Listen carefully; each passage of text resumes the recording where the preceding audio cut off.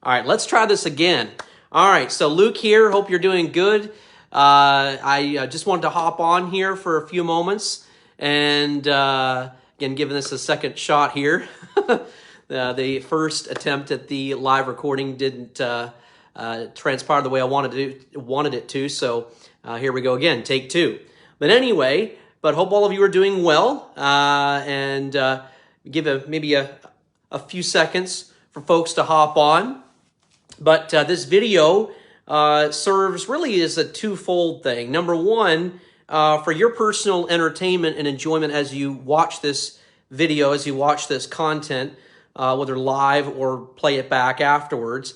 But also for anybody, if you are looking for someone to provide clean comedy at maybe a church event, possibly a non-corporate or a corporate event, and if you're looking for that kind of a person to provide that for you, a humorist, then I would love for you to reach out to me. And all right, got Aaron West. Hey, Aaron, good to see you, buddy. We maybe give a few more seconds for some others to hop on here. But yeah, so I am an aspiring comedian, and while I guess we're waiting for some more folks to hop on, I'll go ahead, and I think I've got another one that's joined in there. But there was this guy who owned a parrot, and the parrot could only say, "Who is it? Who is it?" Now, hopefully, because I have a tendency of sometimes missing the punchline, which is funny for a comedian, but sometimes that makes it more funny. But anyway, so this guy owned a parrot, and his wife went somewhere, and he himself was like, "Okay, I'm waiting for the plumber, but I gotta go, see if I can get a loaf of bread and come back and make it back in time before the plumber gets here." So they pass each other, what have you. They miss each other, and the plumber gets to the door, and he either rings the doorbell, knocks on the door, and the parrot says, "Who is it?" And the plumber says, "It's the plumber." And, he knocks or rings the doorbell again, and the parrot says, "Who is it?" And the plumber says, "It's the plumber." And this goes back and forth for a few more seconds. And the plumber finally says, "It's the plumber. It's the plumber." So the parrot says, "Who is it?" one more time. And the guy's, his blood pressure just goes, through the roof and collapses right there on the front porch. So the gentleman that owns the parrot comes back, looks down at the ground, and says, "Who is it?" And then the parrot said, "It's the plumber." Oh, man. So in any event, a lot of people say, as far as like comedians, yes, there's jokes that are obviously made up stories or, made up humor, such as the one I just said. As far as I know, that's not a true story. Matter of fact, it's not even, it's not a joke that I even came up with. But, so I can't take the credit for it. But in any event, even like, it's just a lot of it is to do with just regular everyday life experiences. For instance, it was, I don't know, maybe a week or two ago, we were getting ready for school, and Jadelyn, she was sniffing, and she said, and Jadelyn's 9, okay, and she says, "It smells like vacation." And I'm thinking to myself, okay, like we don't go to the same vacation lodging spot, every year. We do a variety of things. Sometimes we go to the Gulf, we go to like St. Pete, Tampa, Indian Rocks, Indian Shores. Love that area, beautiful area, the intercoastal, but we don't go there every year by any stretch. And I couldn't see it. I couldn't see. She said, "It smells like vacation." And I don't even think we were making a certain food that could be associated with vacation.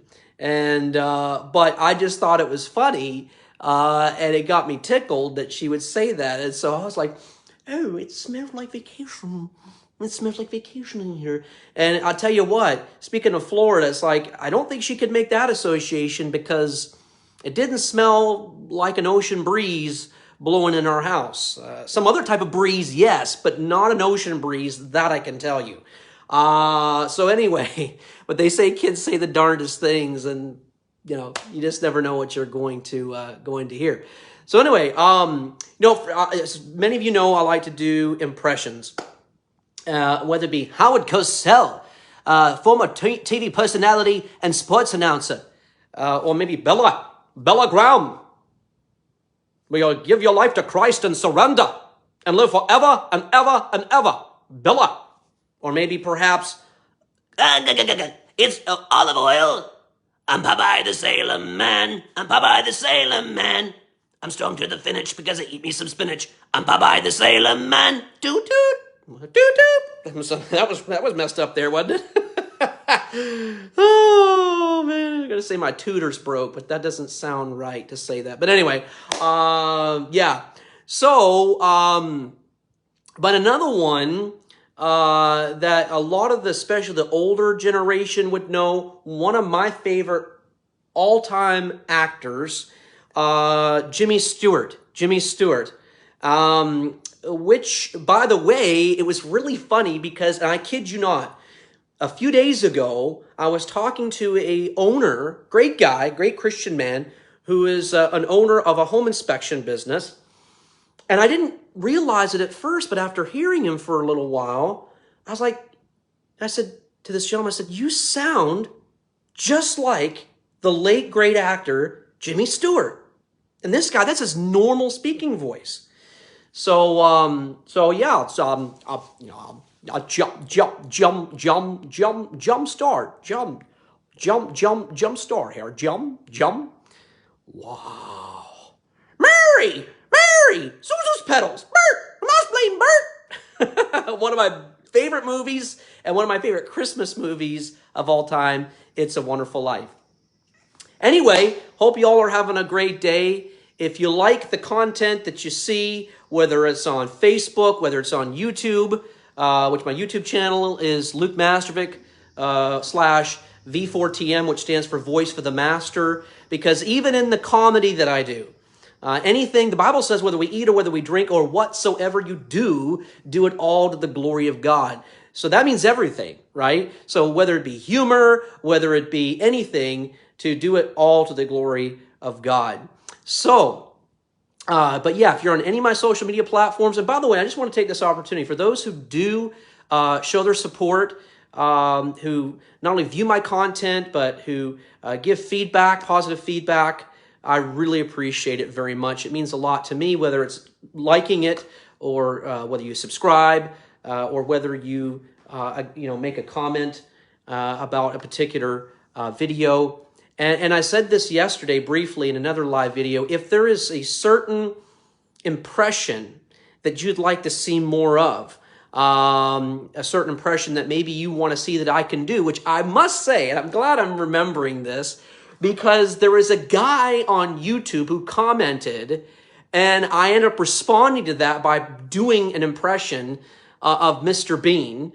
But there was a guy, I think it was Robert Digby 4504, I think was his name. And he said, why is Mr. Bean impersonating Donald Trump, President Trump? Number 45, which, by the way, I think 45, that number is great. And we're going for 47, by the way, as well. We're going to do it bigly. It's going to be huge. So, yeah. By the way, hold that thought. I'll be back in just a second.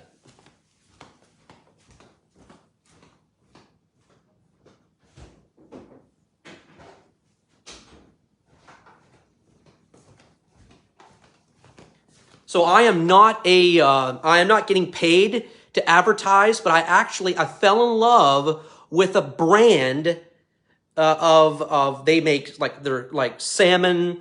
I guess you could say they're basically like a jerky kind of thing.